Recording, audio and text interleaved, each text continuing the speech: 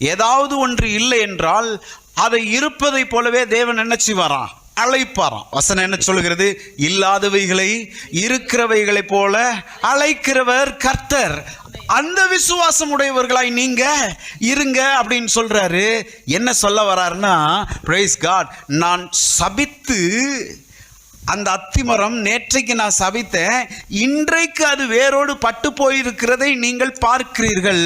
ஆனால் என்னை பொறுத்தவரையில் நான் எப்போது சபித்தேனோ அப்போதே அது பட்டு போயிருப்பதை நான் பார்த்தேன். நீங்க வெளியே ஒரு சூழ்நிலையை பார்த்து, அந்த வெளித்தோற்றத்தை பார்த்து அத்திமரம் பட்டுருச்சுன்னு நீங்க சொல்றீங்க.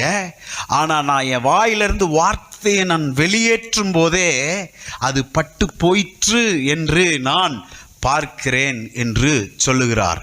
பிரைஸ் காட், ஹல்லேலூயா.